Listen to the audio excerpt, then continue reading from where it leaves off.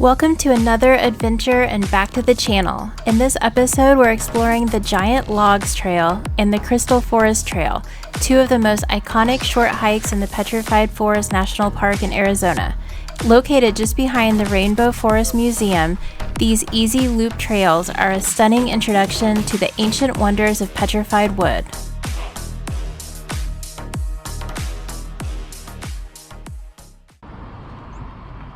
One of the best places to start your visit is the Rainbow Forest Museum, located near the park's south entrance. This small but fascinating museum is full of Triassic-era fossils, including early dinosaurs, crocodile-like reptiles, and ancient amphibians that once roamed this area. Right behind the museum is the Giant Logs Trail, a short paved loop that features some of the biggest and boldest pieces of petrified wood in the entire park.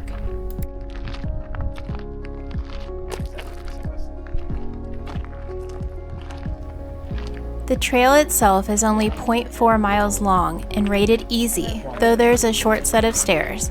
The logs here are impressive not just for their size, but for their intense color, deep reds, purples, and even flashes of gold.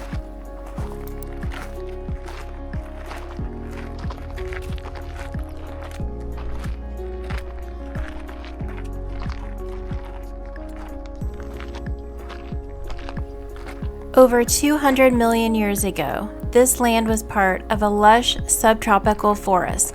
Massive conifer trees, some over 100 feet tall, once thrived here. When they fell, they were buried by sediment and volcanic ash. Over millions of years, groundwater rich in silica and minerals seeped into the wood, slowly replacing it cell by cell with quartz crystal.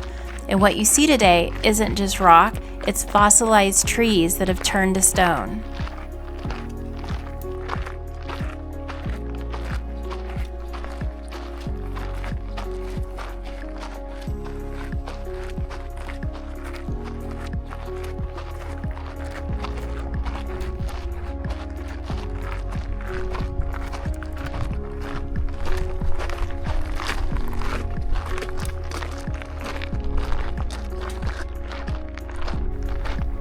Don't miss Old Faithful, not the geyser in Yellowstone, but a massive petrified log measuring over 35 feet long and over 9 feet wide at its base.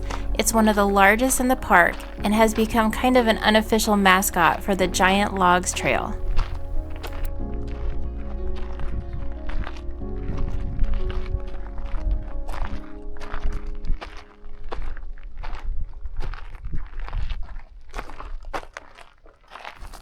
The colors you see in the petrified wood come from trace minerals. Iron creates reds and yellows, manganese brings in pinks and blues, and pure quartz can leave shimmering white or clear crystals. Taking a picture of that with a color.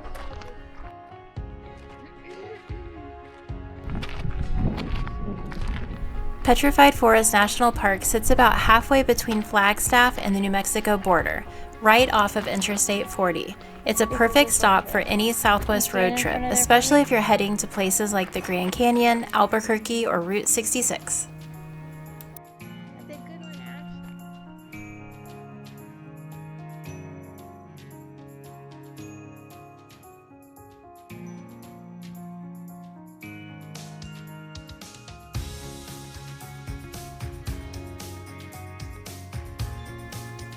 Getting here is easy. Just head towards Holbrook, Arizona and follow signs off I-40 to the south or the north entrance.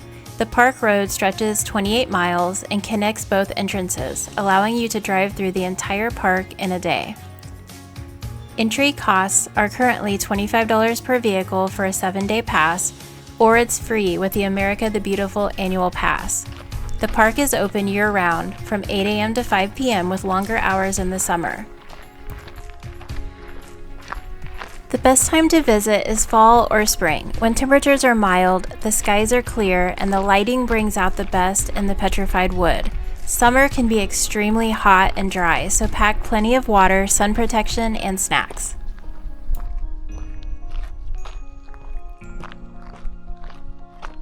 This is the view off of the Giant Logs Trail looking toward the Painted Desert.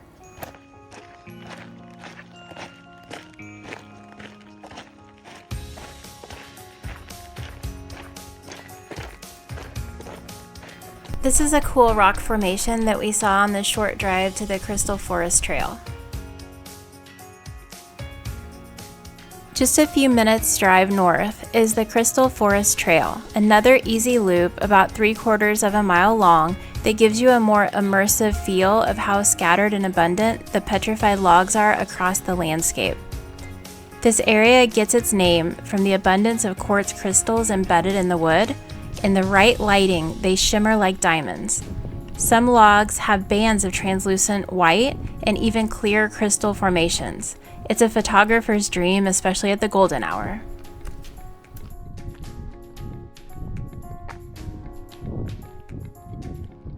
The Petrified Forest isn't just about wood. It's also one of the most important Triassic fossil sites in the world. In the museum and in protected places in the park, paleontologists have uncovered early dinosaur relatives, massive reptiles like phytosaurs, and strange creatures like the armored Desmatosuchus.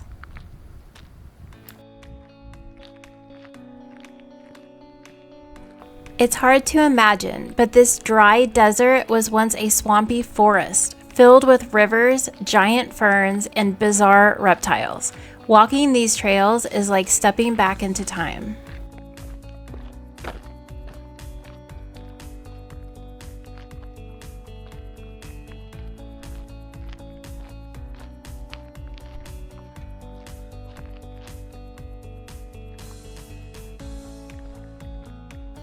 There was a nice ramada on the Crystal Forest Trail where we did see people sitting, taking some shade from the sun on our way back.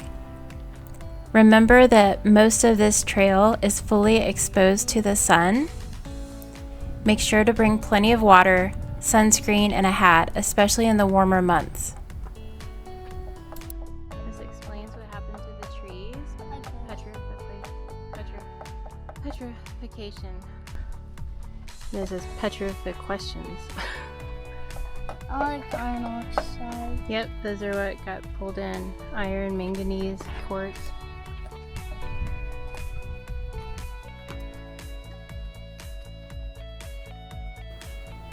We stayed the night before our visit in Holbrook and decided to enter from the south entrance to the Petrified Forest National Park. I would probably recommend entering from the north entrance. If I could do it again, that's what I would do, and that's what I would change about our visit. We spent way too much time at the south gift shop, then the museum, and then on these first two trails with the petrified wood.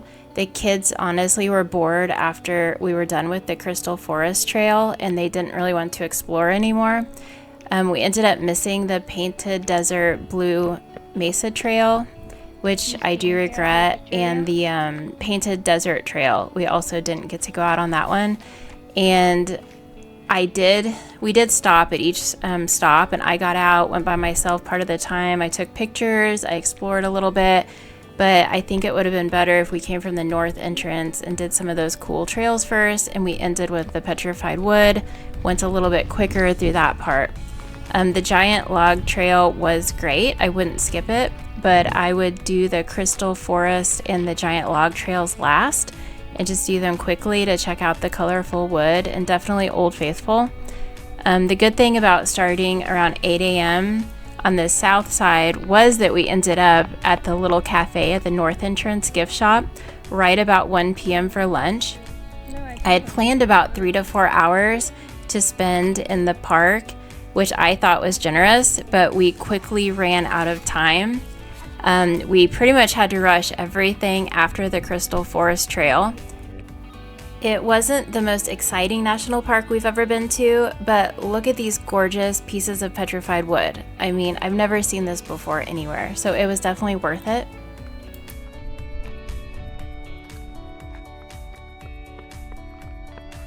I also would have brought snacks and a little cooler with ice like I usually do, but I forgot it this time. And there are snacks available at the north and south entrances, but nothing really in between. At the north entrance, you can look for the Painted Desert Oasis. There's a gas station there, a convenience store that sells some snacks, and then they have the Painted Desert Diner, where you can get meals and grab and go items. That's actually where we ended up since we started at the south, and that's where we ate lunch. The south entrance does have the Rainbow Forest Museum, which is where we started, and we spent way too much time. But they have a bookstore, a gift shop, and a small area where you can find a few snacks. We are on the Crystal Trail, and there are some beautiful petrified wood logs. They definitely have a lot of different colors, some beautiful features like this one here, but it's a lot of the same thing, and it might be a little bit too long, especially if you have kids.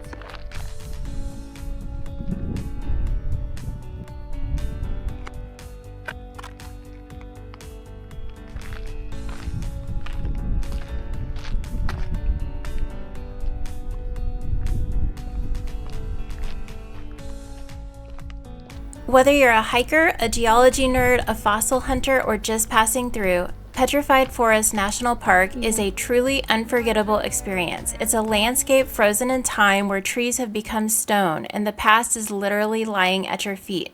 If you enjoyed this journey through the Petrified Forest, don't forget to like the video, subscribe, and hit that bell icon for more national park adventures coming your way. See you next time.